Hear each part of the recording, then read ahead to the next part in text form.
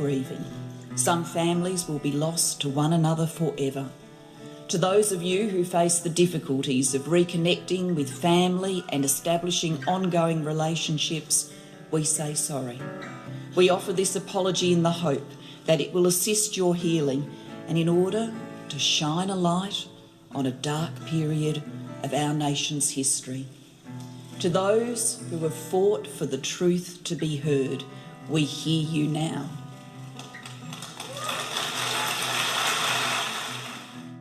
You're listening to Adopt Perspective, a podcast for anyone affected by adoption.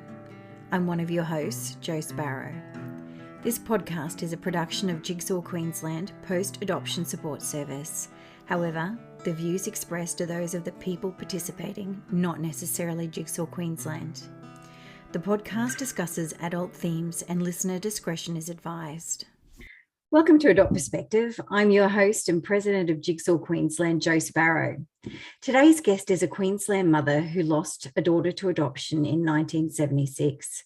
She has also been a member of the National Council for Single Mothers and Their Children, now Single Mother Families Australia, and was a member of the National Forced Adoptions Apology Reference Group and the Forced Adoptions Implementation Working Group, a group formed in 2013 to provide key advice to government on services and projects to improve support for people who have been affected by these practices. Welcome to Adopt Perspective, Kathryn Rendell. Thanks, Jo. Thanks for having me. Kathryn, I thought we might begin with your personal experience as a mother who was separated from her daughter through adoption. Could I ask you to share with us a little about your life before you became pregnant?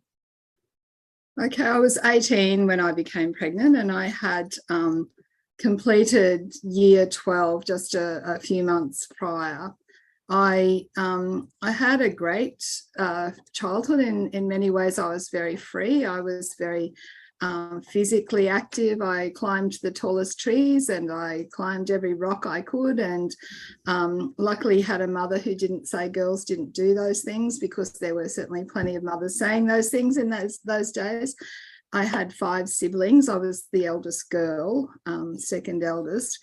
That made a difference. You know, I was busy with the young ones at times and probably not helping mum out as much as I should have, but I did find myself at the top of the tree reading a book sometimes instead of doing things. But so I'd finished year 12 and I was just kind of wanted to grow up, and I decided, I started uni and I left because it was, I didn't know what they were talking about, which helped me later when I went back, because I thought, yeah, okay, I need to learn this language, but it certainly put me off. I thought all these people know what they're talking about and I have no idea.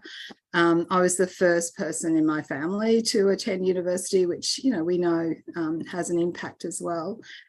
But unfortunately, in wanting to grow up and removing myself from my friendship networks, I got quite lonely, and I built another friendship network at work, and I was quite bored at work too, so I kind of didn't have anything much to hang on to. But anyway, I went out with her and I met this boy, and I knew him for one menstrual period, at the end of which I went to family planning to get the pill, but it was too late. So I was already pregnant, and after I discovered I was pregnant, I realised that he and I had nothing in common.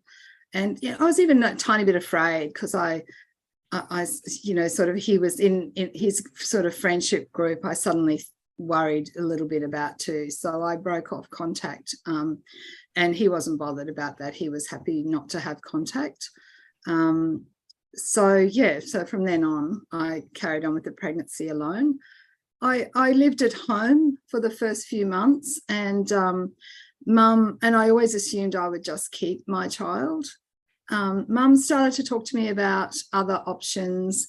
And then when I started to consider adoption as an option, she thought it would be better if I lived in a hostel away from the younger children, because she thought they wouldn't understand if I had a baby and didn't bring that baby home.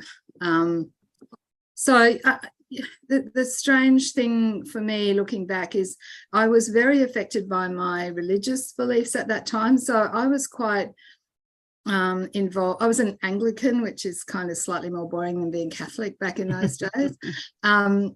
but I was quite involved, and I taught Sunday school, and I had quite a strong belief. And I believed that once I believed that the right thing to do was to give my child to another person, a couple, to raise, it was really hard to shake it. And it is so hard to understand that thinking now, but and so once it had entered my head, I couldn't just let it go, because I was told at many different points in my life across that time that if I really loved my child, I would give her to a couple to raise. And that's a really powerful message. And that message was coming from so many different directions. I even drew on that story of Solomon and the two wives who had one baby between them. And, the message was the one who loved her child fully was the one willing to give it up. So, it is so ridiculous now to think about that, but that is what I was thinking. And so once I had that idea planted, it was really almost everything that happened after that was kind of like this grand sacrifice that I had to make. So going into the hostel was a good experience. I know for some people it wasn't, going into this, and certainly we did receive refugees, if you like, from another hostel where girls were treated very cruelly and made to work in the laundry right up until they had their children. Ours was not like that. We worked, but they were chores. They were the chores that you would do to keep a household running. So I had a good experience at that hostel, but in a way that hostel cemented the idea that adoption was the way to go. So, so I've gone back over that time many times and thought of all the different points at which, if I'd made one tiny change, it would have taken me off that path. But so when I had the baby, I had to go to hospital a couple of weeks before. She was quite a large child, and it was quite interesting being in the hospital for a couple of weeks before. And then I went into labour, and they started packing up my things, and then all the nurses said, no, she's coming back to the antenatal ward. So that sort of, even that little thing, if only I'd gone to the postnatal ward, that might have changed things. So many little points along the way. When she was born, and the nurses were okay. The only really nasty ones I had through the night, I was in labour for more than 24 hours, which is not unusual for a first baby. The nurses through the night were not nice to me, but apart from that, the others were okay. When she was born, the nurse brought her close to me, and the doctor who delivered her said, BFA nurse, and that later realised it was baby for adoption. Mm-hmm. So I had time just to touch her, and then she took her away. I had a really sort of, this was 1976 by then, so I had quite a strong-minded social worker in the hospital. She was very young. She was only a couple of years older than I was. So I went to her and I said, I want to see my baby, and she advocated for me. And it was quite a big deal. I had to get permission of the matron of the hospital. I was supervised, and it was just, I remember holding her, and, there were people around me, and she was crying. She was quite distressed. She had a lot of kind of digestive problems. She, now, of course, I realize she should have been breastfed, and that probably would have solved all of those problems. And, I remember saying goodbye to her. There was a male nurse, and he was kind of sympathetic. I used to take people to see her. So a few of my friends and both my parents saw her in the nursery through the glass. My father thought she was the most beautiful baby he'd ever seen, but there was still this idea, especially from Mum, that if I really needed to do this important thing, this was going to be the thing I had to do, was to give her up. Looking back, I can't quite believe how a mother would think that was a good thing. But, look, making that decision it was just terrible. I just realized this huge decision, and that whichever way I went, there's no return. So I mean, I tried to tell this to a researcher, that there wasn't such terrible treatment of me by the social workers. It was just that there was this assumption that this was the pathway. And once you're on that pathway, it's really hard to come off. So years later, I worked in domestic violence, for example. I worked with refugee families, and I occasionally worked with people who were pregnant and single, and I would counsel them not to make any decisions until they'd given birth, because you don't know anything about birth until you've done it. So the problem with that, making that decision myself, was that I don't think I've ever really trusted myself to make a good decision since, and I'm 65 now. I still struggle. I still struggle with decision making. Anyway, afterwards, I left the hospital, and the world was a strange place to return to without my child. Terribly empty space, and that first year was terrible. So I would dream that the baby was with me, and I would wake up every morning, and of course she wasn't. And I clearly remember making the to be or not to be decision. So I experienced myself on the edge of a precipice, and I realized I could go over or I could stay, and I chose to stay, partly, or probably mostly, because I thought I might see her one day. And no year has been as bad as that first year, but no year has been any better since the second year, in terms of loss, in terms of that sense of loss.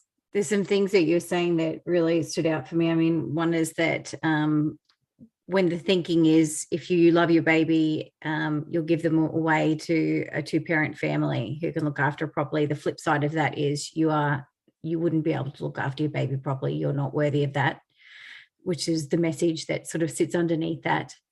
And also just when you have to go through permissions at the hospital to see your own baby and be supervised, there's just so many underlying messages that sit in that no wonder you distrusted your decision making in the years following, it's quite powerful, isn't it? And yet it's some of it's unsaid directly, but it's this sort of underlying hum of persuasion. And certainly once it's planted in my head that I wasn't going to be the best person to raise my own child, it was very hard for me, with my Christian beliefs at that time, to move away from that.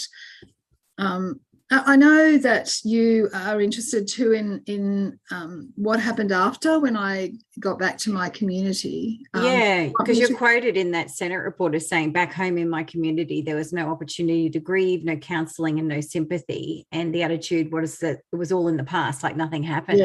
Tell us about that. And I think that's, was common idea. I had a process that I used, which there was I lived in a street where there was a graveyard, and in that graveyard there was a little grave of a little boy who died in, I still get upset remembering, 1882 he died, so a really long time ago, which kind of put, I don't know, it was special to me. So his name was James Maxted Lade, and there's a Lade Street in my district named after that family. That family doesn't know how much that little boy meant to me. He died when he was 2 years and 4 months old, and I sat with him. I used to sit with him every day. I don't know why. There was something about a little tiny child who died such a long time ago that was, and that's how I got through. I did try once to say, there was a woman who I taught Sunday school with, and she's the only person I ever mentioned my feelings to. And so one day she asked me how I was, and this was, a couple of weeks after I'd had the little girl. how are you? And I thought, this time I'm going to say, and I said, I'm really, really sad. And she said, that's your punishment. Oh, geez. But oh, great. I won't share that again. The healthy thing for me is that I never accepted that. I never accepted that having sex was wrong, evil, sinful. I never took that on board. And, so that was, at least I had that. I didn't think what I'd done was wrong. It's just that it resulted in a pregnancy that was, not acceptable in the world. But I never took that on board. And I found it really sad when I met women later who were, accused of being sluts and so forth. And, that's just ridiculous and irrelevant. Yeah. Totally irrelevant. Yeah.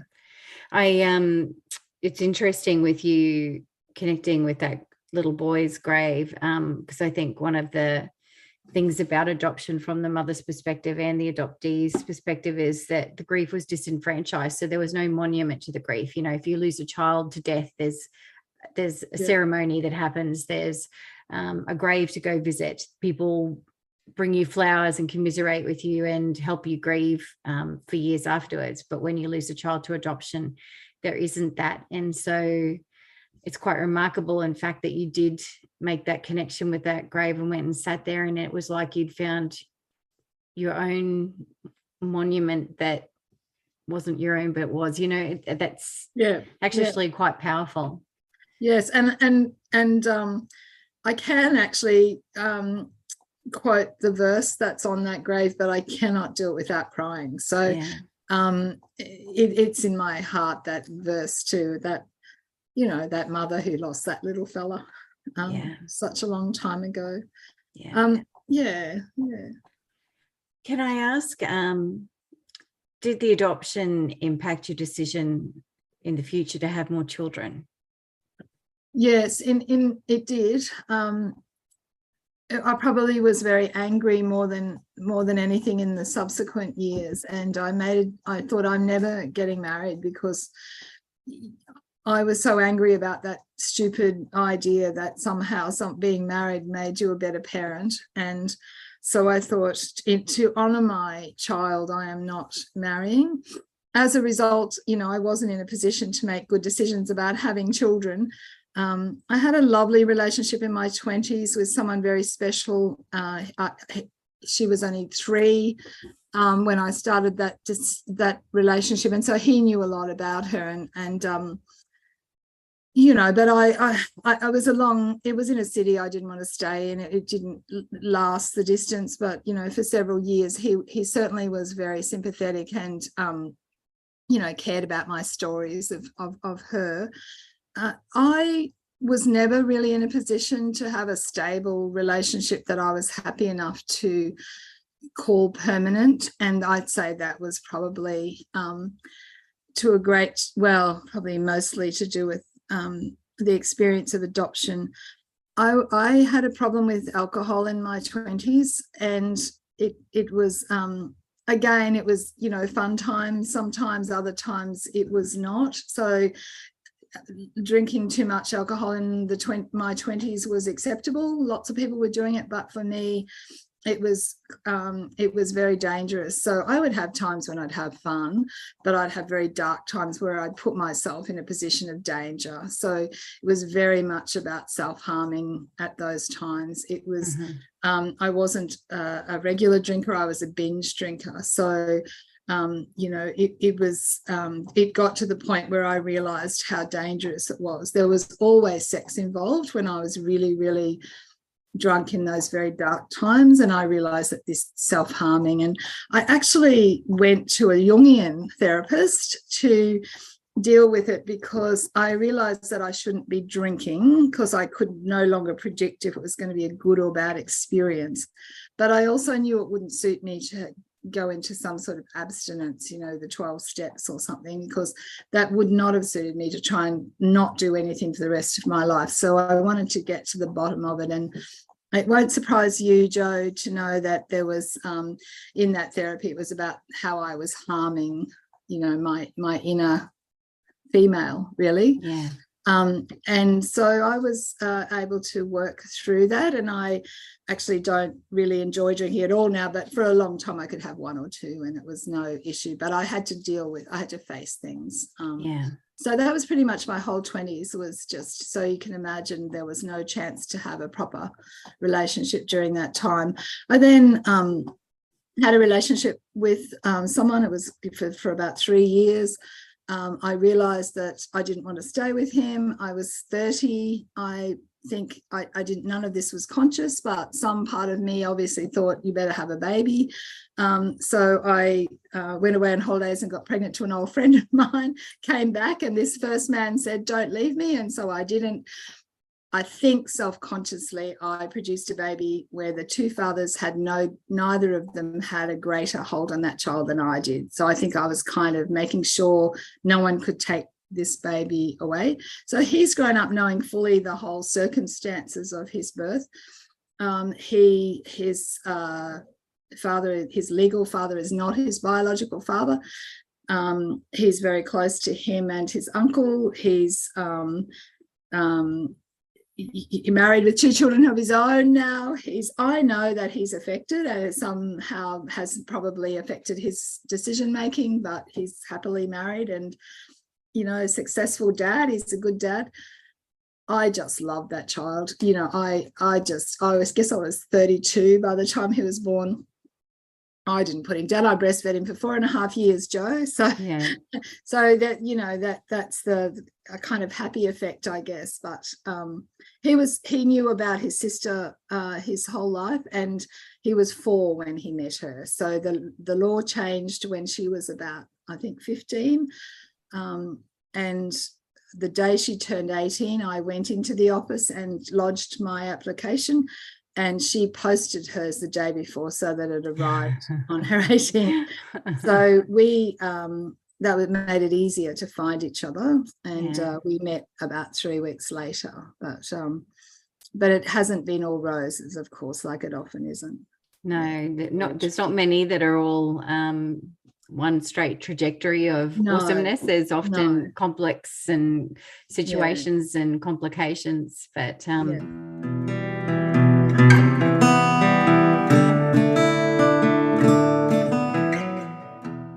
Can I ask what that reunion has brought to your life? Oh, everything, I guess, in a way. I have another child, by the way. He's 25 years younger than my daughter, so it's been so my 3 children are born across 25 years, and I've been with his father for 27 years or something. The reunion was amazing. I luckily caught sight of her when she was driving around the corner at the place we were meeting, because she had this long fair hair, and I had pictured her having dark sort of wavy hair. And so it just gave me enough time to readjust my thinking. And when I met her, it was like she was 18. I mean, I just wanted to take all her clothes off and hold her like a baby. But you know, it was tricky.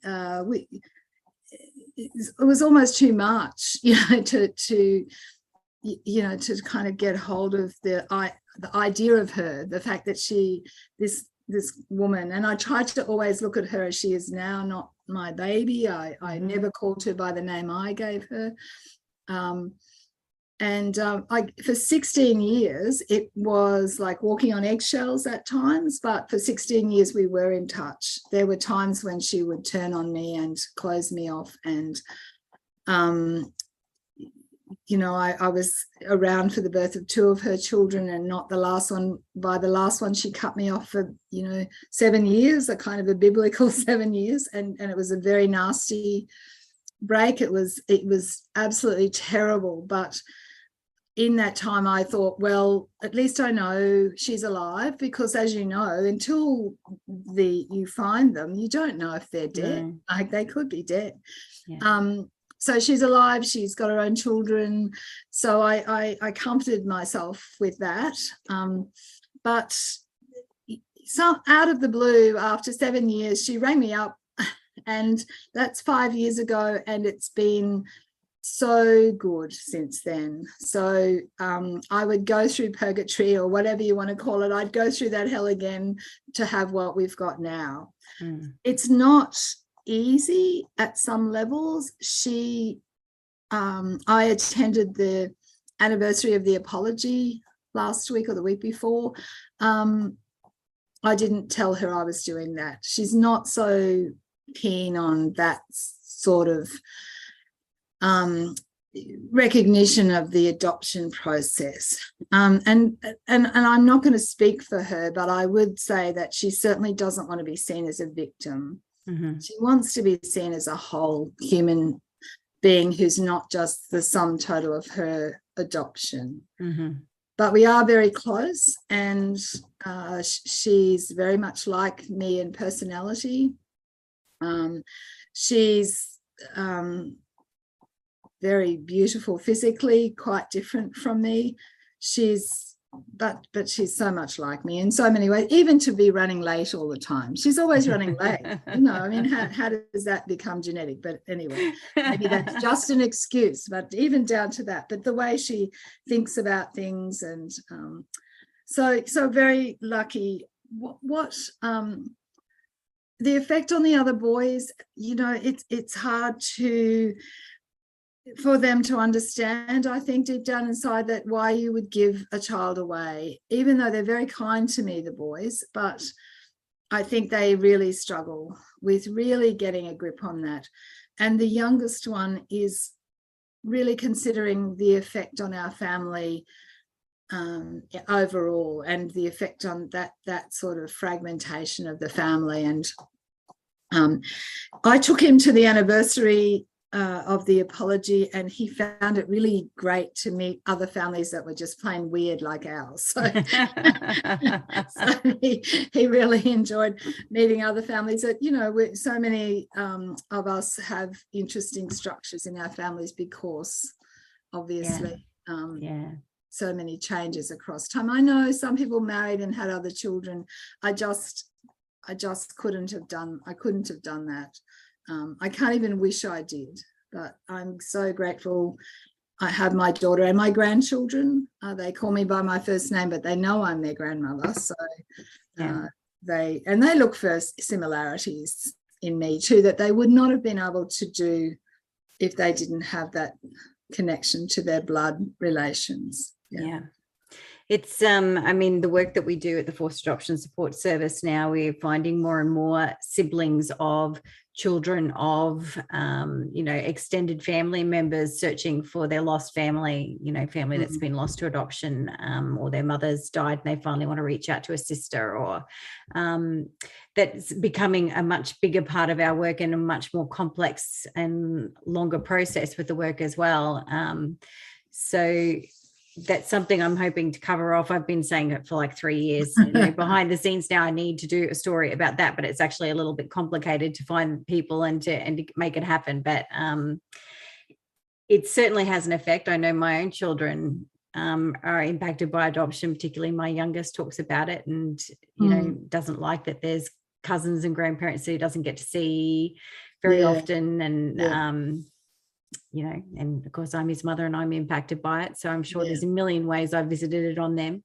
Yes. And I agree. There are so many ways that it affects people. And I suppose that's why I also know, the experience of non-First Nations people is different from First Nations people, because the fragmentation that we've experienced is experienced, tenfold by First Nations families, where there were deliberate policies to separate whole generations and to remove them from anything that was familiar in terms of any cultural connection. And so I guess in a way experiencing the fragmentation in our family is, ensured that I understand a little bit more about how Aboriginal people were never going to be okay, married, unmarried, but that forced removal was happening regardless of their circumstances,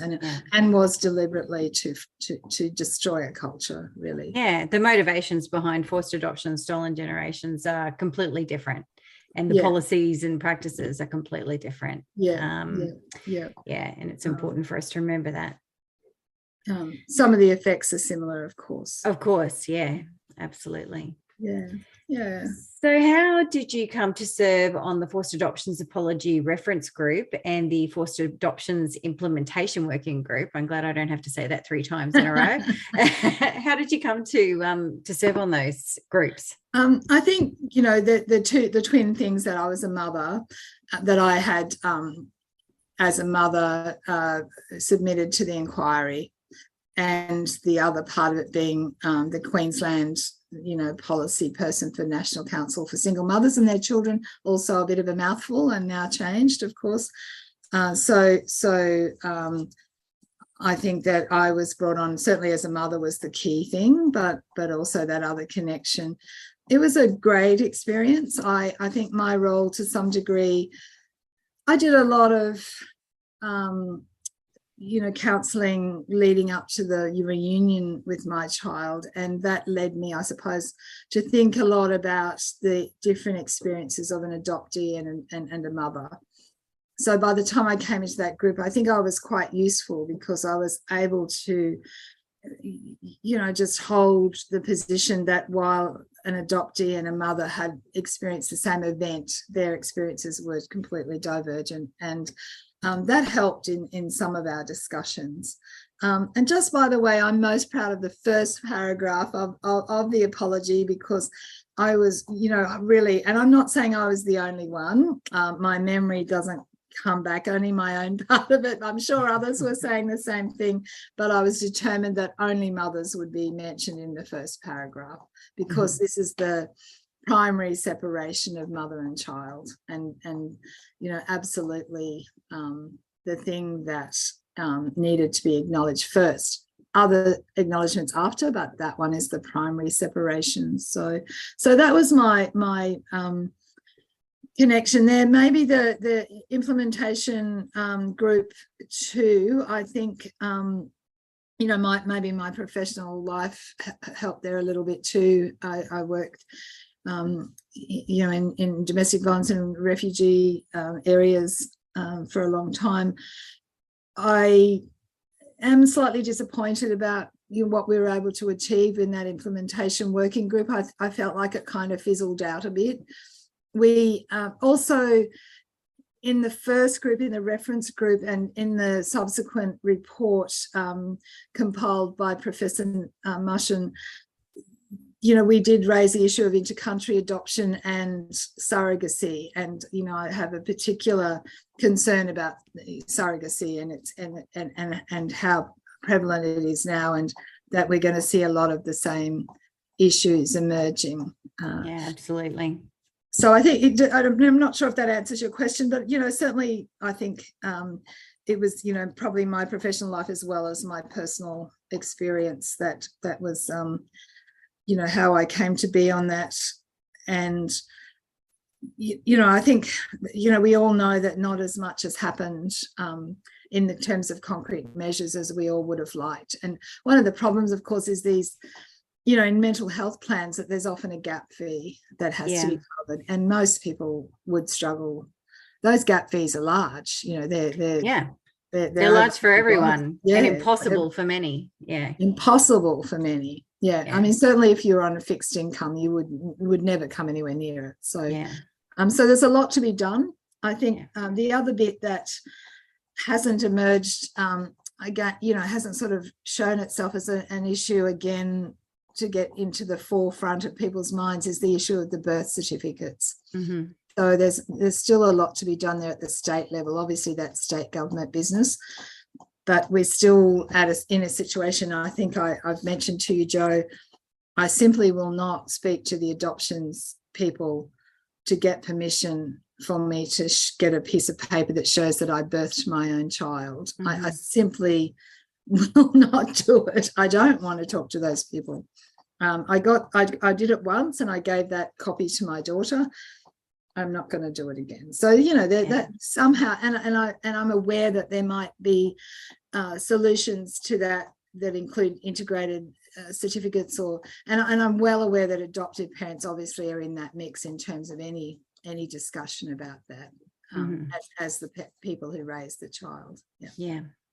As you said, like, we did just commemorate the 10th anniversary of the National Apology with events around Australia and in Canberra that you and I both attended. And I wish I'd known that you were down there, because I would have, and what you look like, because there's so many people, and I tried to meet everybody that I possibly could. In addition to providing positive opportunities for people to gather with their community around these anniversary events, they can also be unsettling for our community. And my observation was that this anniversary was particularly unsettling for people. And in turn, their unsettledness unsettled me. I have to be honest. It's taken me a couple of weeks to sort of regulate back down to where I was before I went. How have you sort of felt about that? Like, did you find something similar? Was your experience similar, that it was quite an unsettled time? Yes, I did experience it that way. I had another, line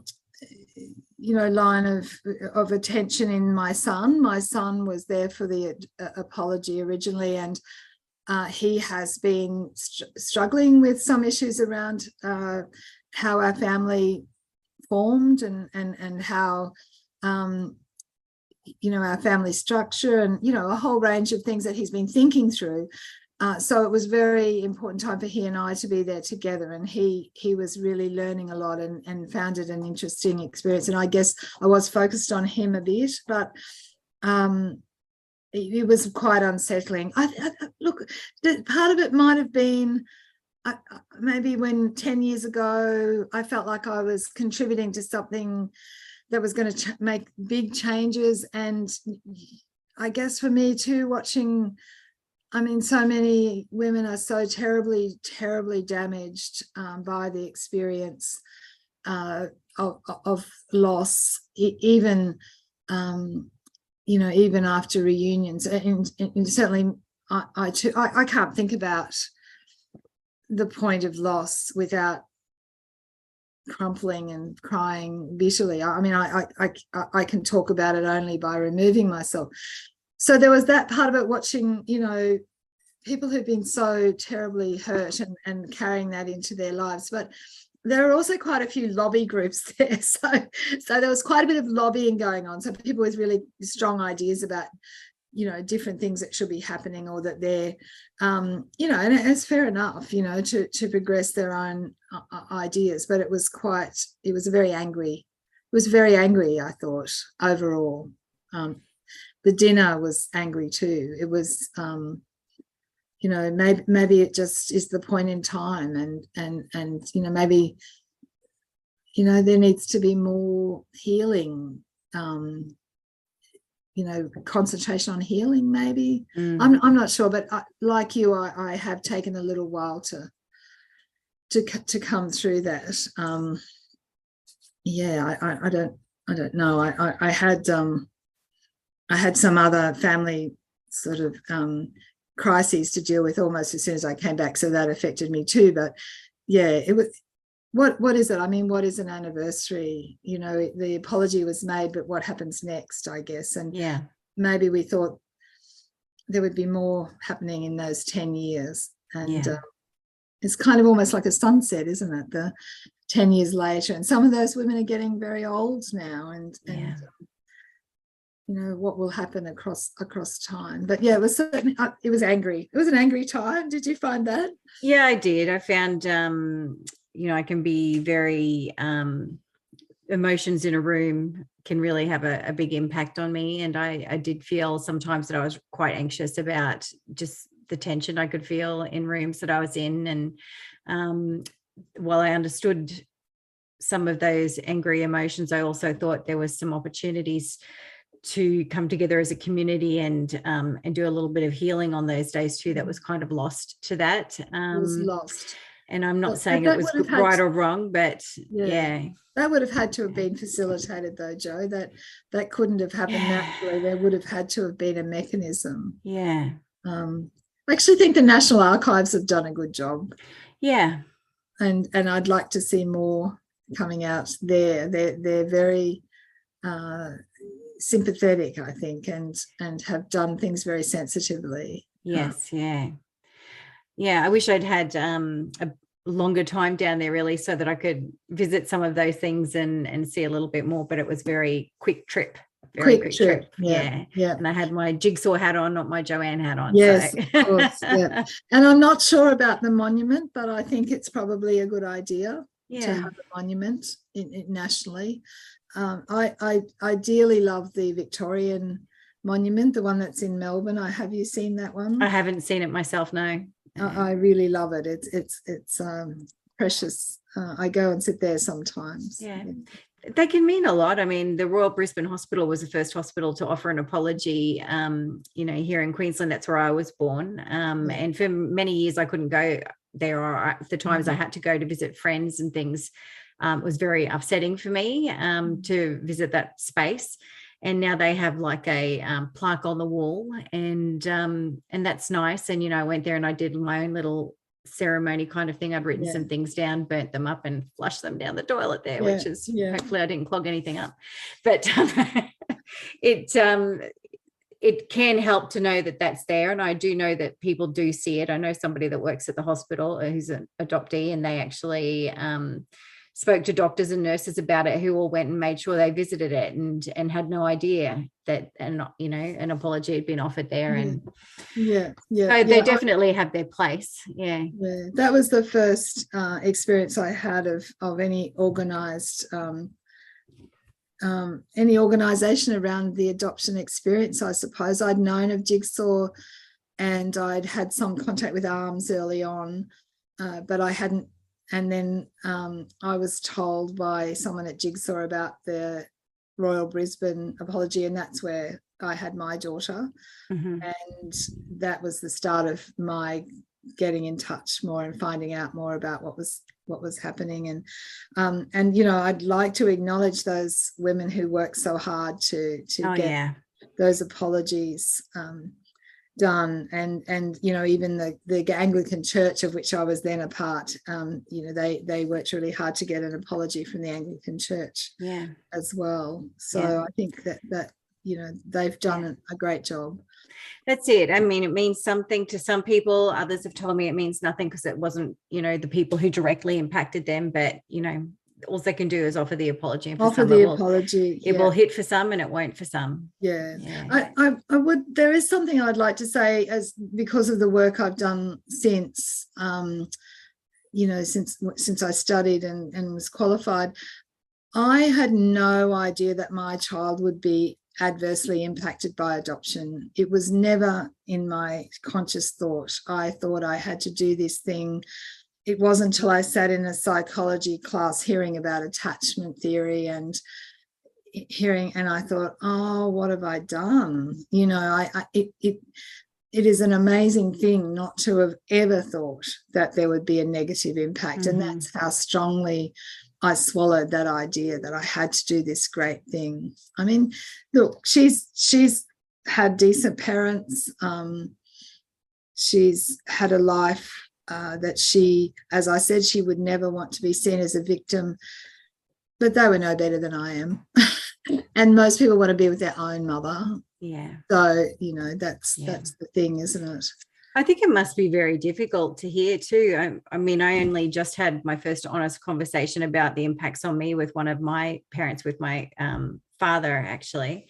And I don't think it's a conversation I could ever have with my mother, because I think she suffers enough and I don't need to tell her about the impacts it's had on me. But I did have a conversation with him, and it was a really honest one, and he got quite upset. But I think it was a really necessary one, and it actually moved us past a point we hadn't been able to move past before. And just sort of saying, look, I know I look pretty put together, but I can tell you I've had some dark days. And he heard me say it and accepted it. And, I didn't say it to blame, but just to say, I need you to know that.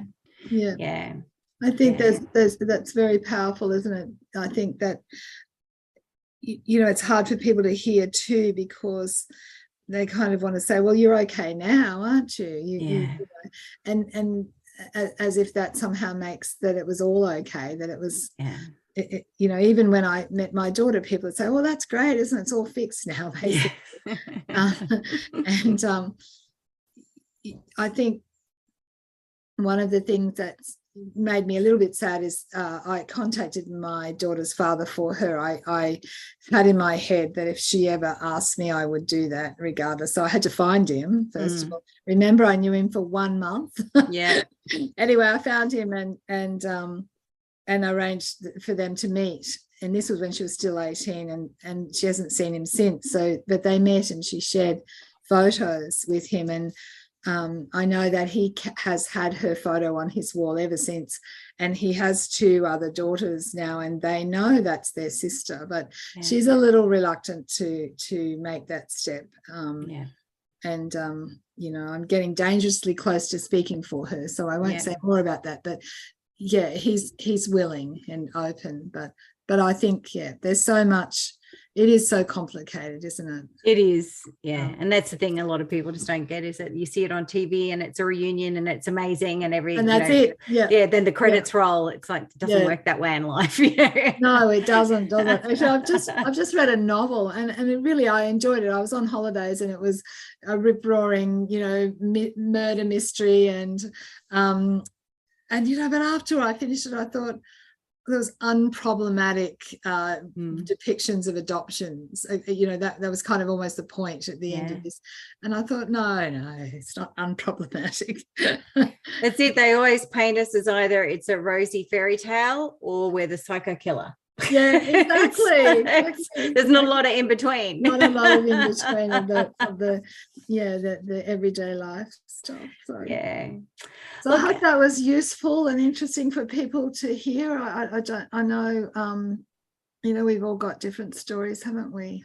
It is, and I mean that's why we call it Adopt Perspective, because there's a million of them in this community, and it's important that we hear them all. And it opens us up to other thinking, other ideas, or helps us cement the way we were feeling ourselves.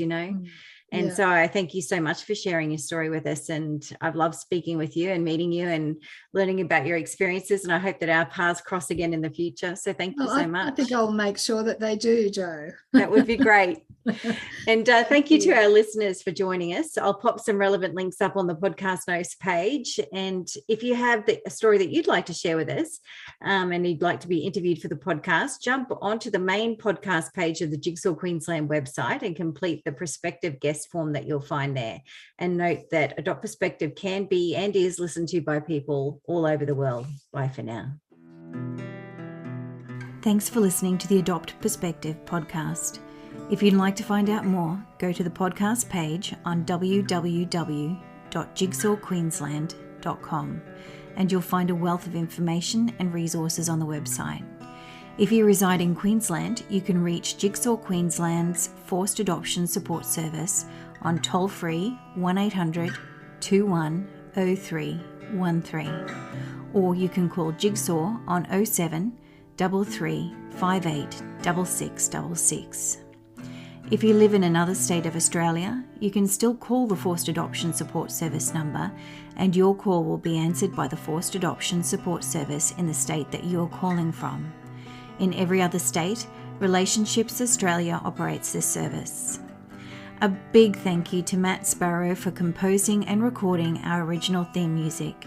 Until next time, I'm Jo Sparrow saying farewell from Adopt Perspective, a podcast for anyone affected by adoption.